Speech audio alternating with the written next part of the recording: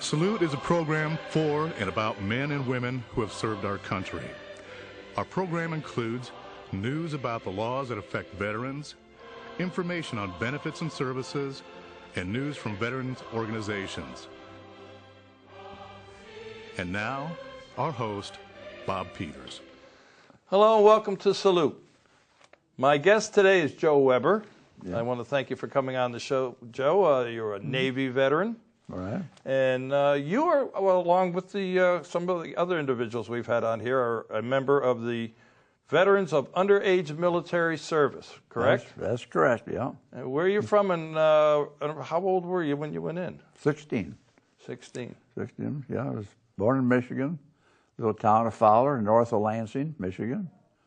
My cousin and I skipped school, which we used to do frequently. Yeah. And go cruising around, see what was around. And we was in Lansing one time, and they had to sign up that Uncle Sam needs you. And we said, well, let's go and see what that's about. So we went in the recruiting office there, talked about the Army, and of course we remembered the movies, Wake Island and the newsreels. Well, we sure didn't want to get into all this stuff, walking and tramping through the mud. We talked to the Navy guy, and well, that sounded pretty good there. The Navy, you got a nice clean bed, ship, and so forth. We can always swim. We're getting a lifeboat. We get sunk. Of course, that's the way you thought about it, because all the newsreels and everybody we knew older than us was in the service of one form or another. And they was coming home, and those 5220 guys was pretty tough. That's why I got $20 a week for 52 weeks, I think is what it was, 5220. I don't know. I haven't heard that one. Yeah, 5220 seems to stick in the back of my mind here, yeah. So you went in what? You said 1948, right? 47. 47. 47 I joined up and went in boot camp in January 11th, 48. Now, you had not finished high school, had you, or no? No, no, I was in 10th grade. In fact, I was taking 10th and 11th together because they held me back a grade one time. And this is a Catholic school that I went to. And of course, then that leads me into how I got to change my age. So yeah, I was going to ask you. Yeah, because Barney and I, my first cousin, he was older than I, so he could go, but I had to wait until I was 16 or 17. So I talked to his brother, and he had the gas station in town. He said, heck, you go up to the church and get Father Esper to give you the birth certificate, baptismal, and I'll just change that 1 to a 0 for you. You're old enough then. Okay, so that's what I did. And I still have that at home. You can still see it's kind of faded. The 0 was in there, faded out. But anyway, that's what got me in the Navy. And of course, when I got time to go, Barney changed his mind, so he decided not to go. Oh, thanks, Barney. Yeah, right. So, of course, it didn't bother me. Well, all right, so I went alone. And I went. My buddy skipped school and took me to Lansing to catch a train to Great Lakes. And that's what we did. So got to boot camp. And, boy, boot camp was something. Boy, I remember getting off of there because there was snow. And the train stopped, and I could see the gate over there about this. I mean, I'm used to farm fences, you know. This thing was about 20, 30 feet tall, and a Marine standing at each end of it with a rifle. And man, these guys really mean business. There's no skipping school here. No, because that's called bad time. That's right. It doesn't count towards your good time. I right. got that story, too. They told me that. Yeah, right. So, of course, then when you get into there, well, I guess they say they give you a box. We all stand in a big auditorium room and give you this box. Get this box, all right, take off everything. And you put everything in this box. Well, there we're all standing around, about a couple hundred guys. They're all naked as jaybirds. And then they run you down through the shower, give you a haircut, and do all of this stuff to clean up everybody. Because coming from all over different parts of the states, you know. Did you tell them when you were giving you a haircut just a little off on the side? Oh, a little off, right? Yeah, I go zoom right down to the skin top. So, but the most impressive thing was, of course, growing during the Depression, we never got new clothes. And here I was, man, to get 2 brand new pair of shoes, nice new uniforms and shirts and everything. I mean, it was just really, just the smell of it and all. It was really impressive about, boy, this is all going to be all right. Well, anyway, gee, I guess talk about boot camp. Well, one of the guys I met on the train from Lansing or St. John's, him and I got to be buddies. Well, he was in a different company than me. So one night I decided to go over to his barracks. I got back, and this guy we had there, he was our chief petty officer for the barracks. Well, he decided to have a GI party. So I didn't know. I said, well, I'm not a mind reader. You know, I didn't know you were going to have. He's supposed to know. He's supposed to be here. I said, well, I was off. And he said, you pack your bag, sea bag tomorrow, be in this office at 16:30. And myself and 2 other guys missed it. So the 3 of us was there with our sea bags packed, and the barracks are shaped like figure H's. So he had to throw the seed bag out the furthest part, run back inside or outside, pick it up, throw it back in and out 30 times in 30 minutes. Well, of course, that was a pretty tough job. Of course, growing up in a small town, I worked in the farm for $1 a day in the summer. And I was driving truck around town because we learned to drive about 11 because all the guys were in the service. So as soon as you could walk pretty good. Well, so anyway, I was in pretty good shape. So I managed to do it. But those other 2 guys, they was out there several nights. Really? Doing it. That was a tough job. But anyway, after that, he respected me and we got along. The reason I guess he had that was I saw him on the train. He was an Army veteran. Mm-hmm. And he had on his Army trench coat and he had sandals. And here it was snow and freezing. I grew up in Michigan. You know, you don't walk around with sandals. No. And I don't care where you're from. Right. He looked pretty. Snow, no. He looked pretty grumpy. And I guess I kept staring at him on the train. There, and he probably realized that that I was looking at him, so he let me know. But I found out later that he was a pretty tough guy in a rough time in the Army, and so anyway, he taught me the lesson about throwing the sea bag out the window. But I guess there was so much snow that winter we had tunnel practically. The snow was up over our head, going to the chow hall and back to barracks, and over to the. This is going to sound like the story my father used to say to me. How every year he walked to school. Every year the snow got a foot deeper, and it'll walk out a mile longer. That's what I did too. Yeah. Right. Yeah. That's a famous story. I guess it passed through the years. Yeah. Yeah, but it's very cold up there, I hear. Oh, it was cold right off Lake Michigan. Yeah. And of course, then after boot camp, we got the last troop train, I think, out of Great Lakes to Norfolk. And this ship, it took us 3 days because we had to pull off to a siding every time a commercial train would come through. So we was on an old chair. I think it had wooden chairs in it yet. It was just so old, such an old train. But we got to Norfolk. And I remember we got there about 1 o'clock in the morning. They put us in this barracks and got us back up about 4 and took us out the ship. And these buses, I remember looking at that ship and looking at the eyes where the ropes go through. Man, I'd never seen anything that big on a boat, you know. Anyway, so everybody on board, of course, the Mount Olympus just came back from the South Pole, from Admiral Byrd. And it was rust from one end to the other. So no matter what you wanted to strike for, you went Deck Force 1, Deck Force 2 to paint and ship, get the ship back in order. So I was back there chipping, and I on off duty, I'd go up the bridge and watch how the ship was run. And I got to be a buddy with some of the guys up there, so I'd go with them, watching, checking the compass against the magnetic and so forth, and watch them doing the charts and all. That was interesting. So the chief said, you're up here a lot. Would you like to strike your quartermaster? I said, yeah. So at that time, it was tough to get off that deck force, so they had to draft. What rank were you when you went there? Seaman. Seaman. Now you're talking about another rank of quartermaster? Quartermaster striker. What is that? Explain that to the people, because I don't even know what that is. A striker, that means you're going to strike. You learn the trade, and then once you do it, then you take a test, and then you'll be a petty officer. Okay. 3rd class. Then once you make it, then, yeah. But anyway, I never got that far because I did fine. I learned a lot of the things, basics, but then he says one day we're going to learn semaphore. So my buddy Courtney, him and I was out there one day and we learned semaphore and A, B, C's and all this. And I said, geez, I'm a terrible speller. If somebody dictated, I'm going to have trouble here. And he says, hey, your best bet is to do the same as you did here. Go down to the print shop and hang around down there, and maybe they'll draft you in there. So this is exactly what I did. So is there anything you need to look? You can look it up and find out how to spell it then. Sounds good to me. So I got down there and got in the print shop. My buddy O'Brien, him and I got troubles doing something. The chief had us cleaning the steps with a tough toothbrush and licking. Oh, boy. Well, anyway, and they came over the PA system. This is Ensign Balgani's, all hands. Anybody interested in going out for the Amphibious football team? Report to Ensign McGinnis out in the main deck. We looked at each other.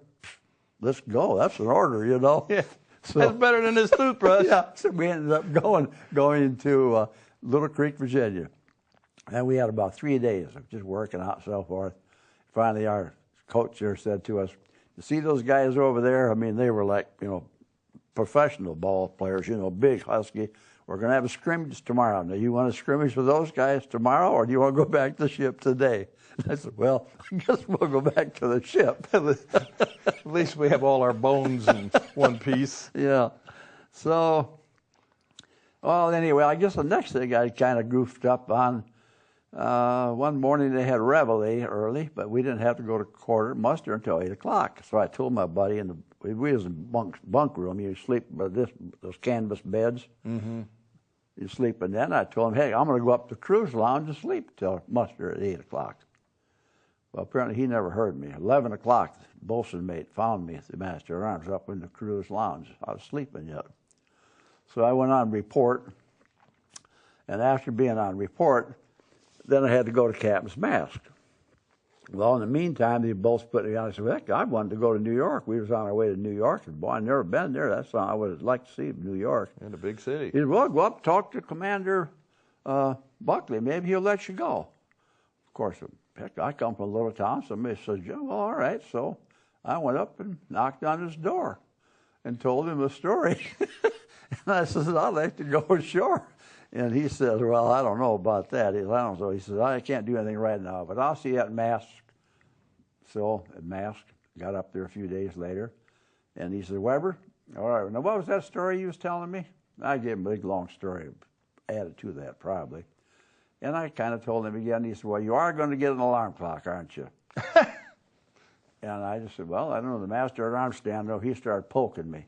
He said, "Yes, sir." So anytime I saw Buckley around the ship, he remembered the incident. He said, "Weber, you keeping that alarm clock working? Working for you?" "Yes, sir." "Okay." Well, anyway, Buckley, he happened to be the lieutenant that took MacArthur off the Philippines. And he wrote the book, They Were Expendable.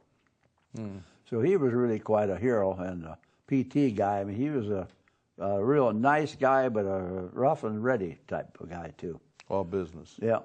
But so anyway, I did get a little extra duty from that, though. They had myself and another guy in a dinghy. We was at port over in one of the islands in the Caribbean, painting the water line. Well, of course, every time a swell would go by, the boat would go up, our dinghy would go up and down, and the boat, with our paintbrush would go up, paint would come out of the bucket all over us. We was having a hell of a time. Well, in the meantime, a lieutenant came by and saw us down there. He pulled us up, and man, he reamed that bosun made out, Master at Arms, for having us over there in this rough water, painting the water line. So needless to say, that bosun mate is the same one that got upon me sleeping. He never, after that, him and I got to be pretty good buddies. So that was about it. Then I guess, O'Brien, he heard about this new lithographer school in Washington, D.C. Let's go put in for it. So we put in for it. Well, I happened to get it, and he didn't get it. I don't know why. So I got my orders. I was getting my orders up at the lieutenant's office there, a little office up in the bridge or like. And I says about Washington, "Boy, that sounds like a nice place. I'd like to stay there." Pretty good. He said, "Weber," I said, "What do you mean stay there? You're coming back to this TAD, temporary additional duty." He had a rubber stamp. He put it all over my orders. "You're coming back here. Don't even think about staying in Washington, D.C." Well, I got to D.C., and the main printing plant was over in the Pentagon in the basement. But they had the copy preparation of theory of lithography, etc., down in the main Navy building, right next to the executive office. He was, Mr. Spence, was director of Navy publications all over the world. But he wanted to upgrade the school to civilian standards. So he had all the students come in, sit around his office there, wanted to go around, and I was sitting over here about this side. And he said, "Well, he thought about the school," and I said, "Well, they should be teaching minor repairs." We held the whole fleet up. This is the Amphibs flagship I was on. Held the whole fleet up for one day to get the print out the operation orders. So we should be teaching minor repairs of all the equipment in the print shop. Yeah. And So I told him a few other things, went back to class and walked in the door. The instructor said, Weber, back to Mr. Spence's office. So I got up there. He props his feet. All right, tell me that again now. What else should be done on you think you should be done? And I said, well, and I'd like the job, I think, too. I'd like to do that. Well, we'll see. Anyway, they kept me as an instructor, and he had me write, his secretary, write letters to everybody, IBM, Veritype Machine, Hit Express. So I went to all those different schools then. And that was kind of interesting. I never realized I went to IBM school in Poughkeepsie. They took us to school from the plant to the schoolroom. There was a house outside the factory in limousines. And we could eat all we could eat, first class. But all these guys there were all shop superintendents from all over the world. And I was the only swabby there. And it never dawned on me until years later that I instigated that whole thing. Never dawned on me at the time when I was going through all this stuff. So, let's see. I talked to the instructor one at the country club. They gave us temporary memberships to the IBM country club, too. You belong to the country club, too? Sure. They treated, well, of course, this was the Navy, and this is their chance to show the Navy and all the supervisors to buy IBM equipment, looking back at it later. Yeah. So they treated us first class. Of course, I was like the son to all the other guys there because they were all plant superintendents all over the world. And I said, boy, I'd like to join IBM. I said, boy, this is a nice company. He says, if you don't like regimentation, don't join IBM. He says, they called me Friday to report here Monday morning. The government's got this special class we're putting together for the government, and you're going to be one of the instructors. And so, of course, that's what I didn't like the Navy, the regimentation. I'm kind of a... Yeah, you weren't into the alarm clock thing. Yeah, right, there you go. So anyway, that was good. Then, well, I don't know, I guess I may as well tell you I got married. You got married while you were in the Navy? Yeah, I met the lady there at Main Navy Building. We met at the cafeteria where we ate lunch every day. Mm-hmm. And, of course, when I got into something I liked, I'd studied everything I could read about lithography and printing and so forth. So I was always studying, learning all these things. So she thought I was a very studious person, I guess, at that point, which I wasn't. But when I had a goal to do, I did. Well, anyway, so let's see, we got married. I thought I had something I was going to tell us something might be interested. I forgot where I was going there with it. We'll get back to that in a minute. Let's just show this picture here when you can redo your thinking process there. Yeah, that's me. That was it. Yep. That was taking a basic, I assume? Actually, we took this aboard ship. Aboard ship. Aboard ship. The photo lab was right next to the print shop. Mm-hmm. And we slept in the print shop. But that was another benefit of being there. We had bunks around the wall in the print shop, so we didn't have to get up forever. You knew all the angles, my friend. That ended up, well, the photo lab was next door, so we used to mess around, taking pictures and doing things, and that's where we took that. That was aboard ship there. Did you said you left prior to getting your high school diploma. I'm assuming somewhere along the line you must have gotten... Yeah, I took the test. Yeah, I took the equivalence test. Yeah, equivalence, Yeah, I did that, yeah. Okay, so we get back to where we met this lovely young lady in the cafeteria. Oh, that's right. So, so I started, I needed a job because, here we're going to get married. So anyway, I got a part-time job. She found the ad in the paper. I was reluctant about doing that too, I think, selling. So I went on over there to the interview, and it was selling wherever cookware. And I cooked one meal.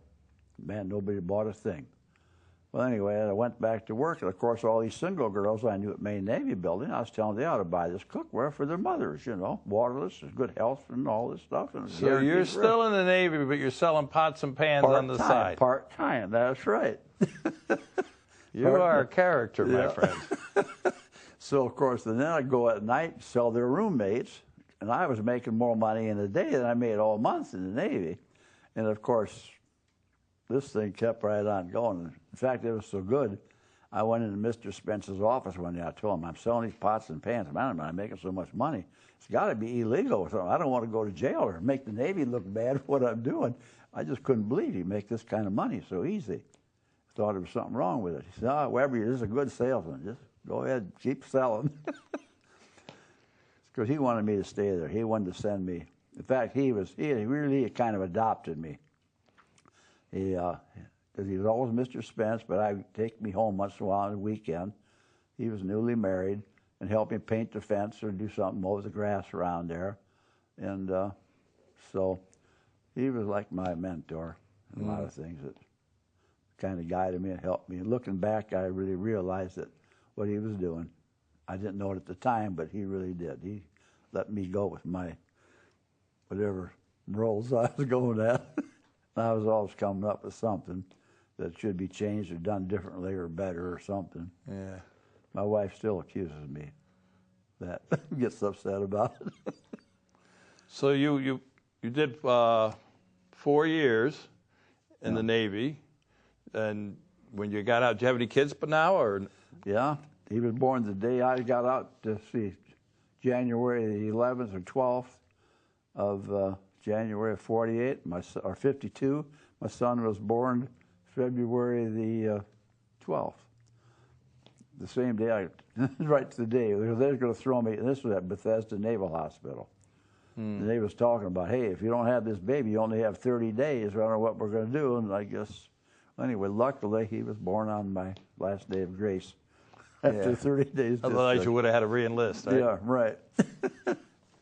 So anyway, then I got in that business full time, and one thing led to another. Rather than selling, I changed the whole business there in cookware too, because they always cooked dinners, and I just went on referrals, kept selling people and getting referrals, and I set up a program for referrals, gifts, for recommended somebody would buy, and one thing led to another, and I bought a convertible, took it back, drove that back to Michigan. All my buddies, at 4 or 5 years either side of my age, Weber can get a convertible, they're selling pots and pans. So both of my brothers started, about everybody I knew started selling cookware in Michigan.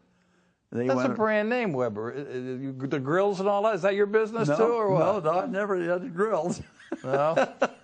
But yeah, it was really great. So of course then, they worked directly for the factory, West Bend. Yeah, that was West Bend at that time. And I was working for a distributor in D.C. And of course, that distributor, he kept taking all the promotions because I'd hire the same thing I did with my convertible. I hired a guy that worked at the FBI. At that time, the FBI, the FBI hired. You hired an FBI agent? No, they hired all these guys and girls from these small towns all over the South to come in and do fingerprint technicians. They did it manually. Yeah. Right, that's where they start. Yeah, so there was thousands of these people around, and we had this one community that's all they lived in. All these young people worked at the FBI, pretty much. So I remember the guy, Bob Dunlap, I hired him, and same thing, we got him a convertible, $100 down, Chevy, 57, this is 1957, 57 Chevy. I had a salesman out in Silver Spring that would send the papers to their parents and get it all co-signed. Well, anyway, he drove that convertible back to where he lived. His buddy said, hey, you get a convertible. I'm going to sell pots and pans, too. So this thing parlayed. Yeah. And if needless to say, it really, and everything kept going. And I kept working on referral programs and one thing and another. And I was very fortunate and lucky, really. I ended up getting that. That because of all of that, West Bend gave me a plan. And Mr. Hanna, Clark Hanna, is another guy. He was a mentor of mine, too, that worked for the other distributor I worked for, was telling me that, because my boss was taking all the bonuses that the guys was getting out of my pay. He said, well, you're going to have to start selling again. I said, well, I don't have time. I'm, motivating these guys and so forth. So Clark Hanna encouraged me to go to West Bend and to get my own franchise. So that's what I did. And he said, be sure to have them give you the finance plan, get the money. And they did. Is that where you retired from? Yep. Yeah. I retired at 40 the first time. The first time? Because I built a building for the business. We were paying rent. I had, and they used to have people working out of their houses. And I thought, no, you're going to be in business. You got to have an office. So I opened up offices. I had 9 offices around D.C. and Pennsylvania, and little offices. And I just had a main office, and I decided that to build an office for the building because the direct sales wasn't really too popular, I guess. It didn't have a too good image. So I figured build this building, create a better image for the whole company and everything. And I built the building. And then Mr. Hanna had a stroke. One thing led to another. Well, anyway, I built some more buildings. Then I decided that that's what I'm going to do. So I retired from just about everything, except build some more buildings. And you live now here in the villages also? Yeah, live in the villages. Yeah. So life has been great. And I'll tell you, the main thing is going in the Navy. All of this never would have happened, because if I'd have stayed in Fowler, Michigan, I've been working as a farmer in a factory. One question I want you to answer real quick, because we're almost out of time. When you went to basic, did you know how to swim already? Oh, yeah. Oh, yeah? We used to go swimming down the creek. Yes, I never could swim, Yeah, so whitewater Navy was bridge. out for me. Oh, yeah.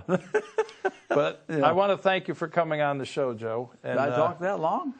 we've got about 40 seconds. Anything you want to say in 40 seconds or No, less? life is great. All I can say is get your kids to join the service. It's the greatest thing. It sure creates a lot of opportunities and makes men out of boys. And I was one of those boys that... And we have a lot to be thankful for those people that are serving in our military Certainly nowadays, is. the men and the women, of course. Thank you, Bob. I Enjoy thank it. you, my friend. So Sure I have to say goodbye, and this is how I do it.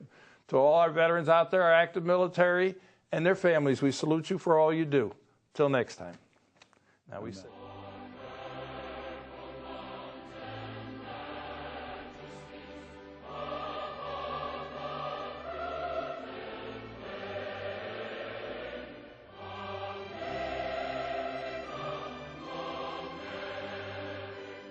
We are now entering our 3rd year salute here at Lakefront TV. We've had many great guests and veterans organizations share their stories with us. We'd like to hear from you too. If you're a veteran or a veterans organization, Lake Sumter counties, please give us a call. Lakefront TV can be seen all over Lake County and the villages and worldwide at lakefronttv.com.